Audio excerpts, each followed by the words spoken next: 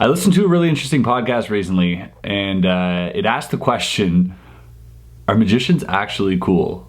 I'll link to the podcast below. It was from Rhett Link from Good Mythical Morning. And this is something that fascinates me to no end, is how non-magicians perceive magic and magicians. Those are two things that I've always been fascinated with, because being from the inside, being a magician, it's kind of hard for me to know what it's like to be a non-magician, right? I try my best, but it's kind of like telling an actor play the part of a 2-year-old. Even though you were a 2-year-old once, you're still kind of acting like a 2. You can't really know what a 2-year-old's like. Loose analogy, but kind of how I feel about it. And this is literally one of the most interesting things that I've watched in a long time. If you're not familiar with Rhett Link, they are literally the biggest daily show on YouTube. They also have a podcast called Ear Biscuits, and it's really interesting. And in this podcast, they talk about their experience going to the Magic Castle, which is a place in LA, which is kind of like a speakeasy members-only club where world-famous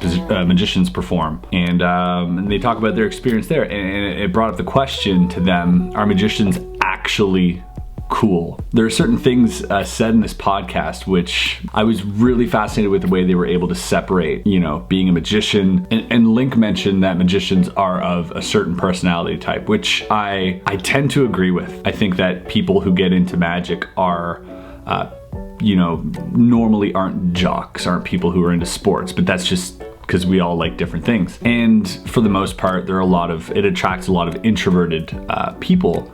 He compared them to sound guys, which I thought was interesting. They pulled an article from Lev Grossman, who's the author of The Magicians. Lev saying that innately magicians cannot be cool because they are in some subset of geeky art form, performance art type thing, and that is innately not cool. And also the people who get into magic often are trying too hard to be cool, and that's kind of the point that they were making. Although they had exceptions, they named Rob Zabrecki, and they said this guy was like the coolest of cool. One of the points that really stuck out for me was Link said it's all about authenticity. It's very, very difficult for a magician to come off as authentic because he thinks that it's kind of like a try hard thing, like you're trying too hard to impress people or gain popularity, which I agree with. I totally agree with. And they had a hard time putting their finger on why that was. Why is it that magicians are not like comedians or musicians or people who play sports? Why is that cool factor, that authenticity factor, missing from the equation when it comes to being a magician? So they couldn't really explain why that was, and their reasoning for it was because, you know, they spend so much time alone and it's a different type of personality. This is kind of my response to that, because I think it's a very interesting conversation. I think magic, for the most part, much like any other art form, whether it's comedy or sports or playing the guitar, at the very core, at the beginning, you get into this because you want to be accepted some way. And whether that's through comedy, whether that's through sports, you want to be a part of something, you want to be accepted. The difference is you need actual skill to play the guitar. You need actual people personality skills, social skills to be a successful comedian. People have to buy it. People have to believe that it's authentic, that it's a real story. The problem, I would say problem, yeah, the problem with magic is it is way too easy to impress someone who's never seen magic. So I can walk into a magic shop, not knowing anything about magic, buy a couple props that work themselves and get amazing reactions through performance. And what that does is that creates a type of crutch as a magician, that this is good enough. I don't need anything more to impress people than this. And that's also one of the reasons why a lot of magicians stop learning magic. Like their need for acceptance is satiated with what they already have under their belt, with the knowledge that they already have, and so they stop learning, and they gauge their self-awareness and their coolness, if you will, with reactions to the magic. And Link even said that there's these two forces playing against each other, which is your personality, your performance type, and the sleight of hand. And in the middle, to find somebody who can combine those two is very difficult. And that's why I mentioned Rob Zabrecki, that he's someone who can put those two things together. But I think part of the problem is if you're doing magic and you're getting those reactions time and time again, you don't feel like you need to work on your personality. You know, magicians rely on the magic to carry them, and magic can carry you without personality. Obviously, those who integrate their true self and their authentic self and their personality to the magic make it more entertaining, just like they mentioned that there's a cool factor there. And I think that goes with everything. You can't go into comedy pretending to be a comedian. You can't play guitar pretending to be a guitarist. People will smell it from a mile away. But when it comes to magic, if something is unexplainable, then for the most part, as a magician, your job is done. And so there's a lack of wanting to improve oneself because magicians feel like they've already done it. They've already achieved what they set out to do, which is fool someone, trick someone, have someone scream. The priority is mainly put on the magic and not on anything else. I've met some cool magicians. Most cool magicians that I know have an incredible ability to play the part of a magician, but also be themselves. And whether that's through comedy or whether that's through acting or theater, they've found a way to meld those two together, so you become absolutely aware that these people are authentic, cool, and good at what they do. Again, I think everybody starts out in, whether that's art or sports or any passion, for that need for acceptance. Magic is the easiest way to attain that acceptance, which is why it attracts people who seek it so badly. The beauty of magic is that you can create this childlike wonder, this experience for the spectator, without having to devote your life to theater, acting, social skills. You can do that fairly quickly with the right tools. But that's also the problem with magic and magicians, is that most will feel that's all I gotta do. I've attained what I set out to do. I'm a great magician. People love me as long as there's magic. So the question of, are magicians actually cool, is a really good and deep question, because I think it involves a subgenre, an art form that is unlike any other art form.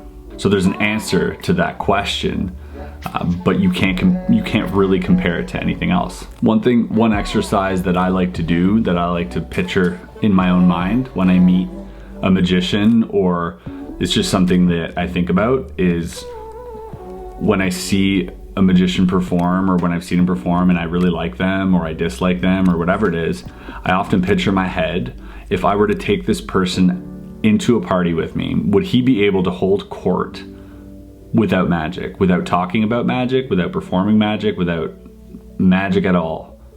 Would he be able to entertain a crowd with his personality, his stories, his character?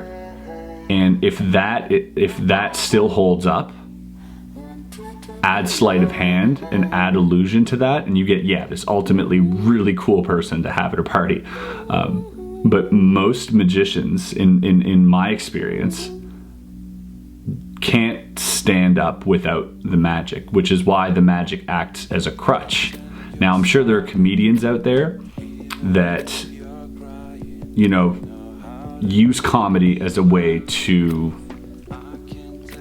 suppress the fact that they're not actually interesting, and they get a laugh about things. And comedy is a great way of doing that. It's a great way of, enlightening people. It's a great conversation starter, and it's a great way to sort of lighten up the mood, as is magic. In this distinct comparison, you can't really talk about music, because that's all a musician does, is play the instrument, unless he's singing or on Broadway or something. But You take the guitar away, yeah, it's okay for him to not be cool because that's all it is, right? But magic, I think, should not be solely dependent on the magic. I think magic should also be dependent on, as Link mentioned, authenticity, and that's what really drives a connection between the audience and the performer.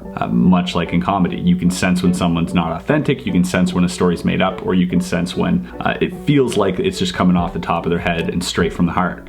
And that is what people connect to the most, and that's what I think most successful comedians, mind you, I'm speaking out of my ass because I'm not a comedian, but I think what makes a great comedian is someone who can tell a story 1,000 times over, and it's like the first time he's ever said it. It feels like it's the first time he's ever said it, and it feels like you're just listening to someone speak from the heart, speak truthfully. They also mentioned in this podcast that magicians can't do that. You can't speak truthfully as a magician because you're innately always lying, you're always pretending. And I think there's two ways to think of that. I think, yes, if you're a magician, you can play the part of a magician. You can create this fictional bubble for your audience to be in, where they can suspend their disbelief. They can live in this fantasy world, which they're totally like okay with. That's part of what they signed up for, was to be taken away and to be wowed. But I think there's also a different side of magic which you rarely see because of what I mentioned, because of the fact that magicians don't really care about that stuff, most magicians, and that is, and I'm not saying make them believe the magic is real. I'm saying make them believe that you're a real person, that you're being authentic with the magic you create, and that there is a way of performing where you're not lying to the audience. Gabby Pereira's one of my favorite quotes is, if you're true to your fiction, you're not lying, right? So if you are playing the part of a magician, or if you're true to the fiction that you're creating for the audience, then it's not lying.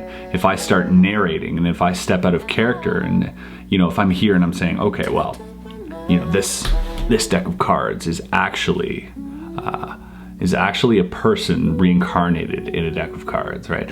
Obviously that's a silly idea.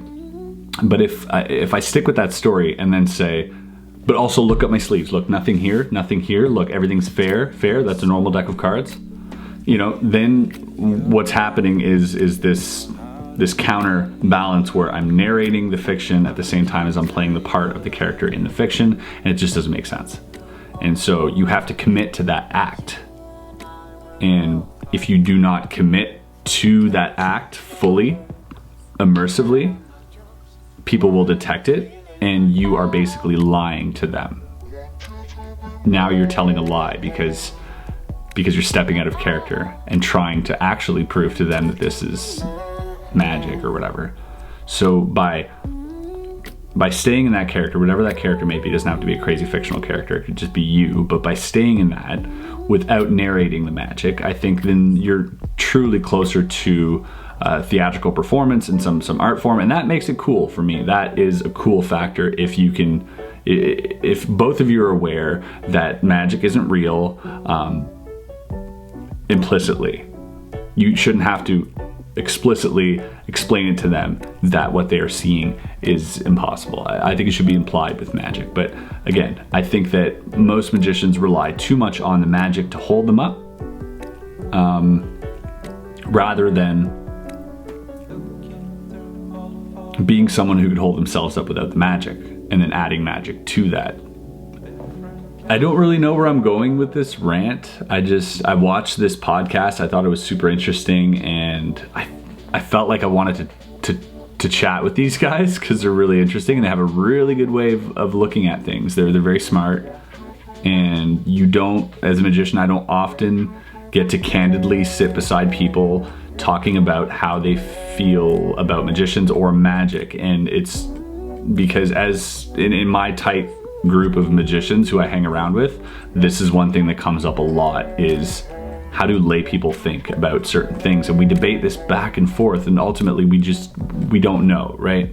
I mean, we figure and we try to be smart about it and dissect it, but there's no way of really actually telling how people feel about magic, candidly. It's like kind of like if you observe somebody, they change the way they are, right? So by them putting this video up, I was able to observe them without them knowing I was observing them. So it was a really cool experiment for me to listen to that. I think magic isn't cool, but I think the cool factor definitely relies on the person and their authenticity and who they are and their life experience and what they bring to the art form, you know, what part of them they bring to the art form that they're in. That makes them cool. But a person is cool with or without magic. A person is cool with or without a guitar. That's just like what it is. I just understand their point that most magicians use magic to be cool, and that comes off as desperation. When you can smell desperation, it innately, automatically becomes very uncool. So it was fun seeing them struggle, pinpointing why it is that magicians are uncool, and I agree with them. But the reason for that is because most magicians stop at the magic because it's too easy. It's too easy to not evolve past your magic. So basically, don't let your magic stop you from learning. Don't let your magic stop you from progressing as a person, as an actor, as just a human being. Let yourself be vulnerable, be authentic, be yourself. Introduce the sleight of hand and the illusions to the person you are trying to be, rather than letting the magic decide what kind of person you are. This is all very, very deep and philosophical, as you can tell.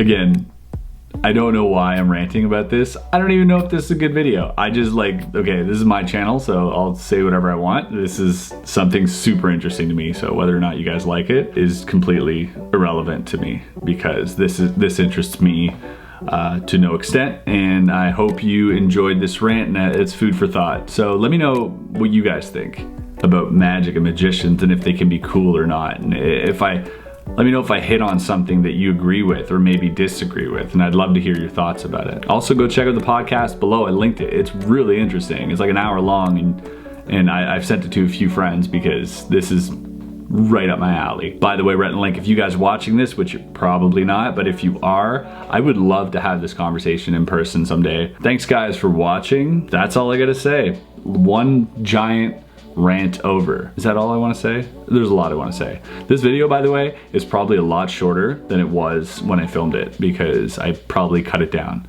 I love talking about this stuff. Anyways, that's it for me.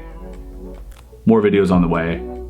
Lots of stuff in the works right now, including the Mr. Beast collab, which we just filmed. I got some footage as well. I'm gonna wait till he drops his video, which should be soon. I'll let you guys know.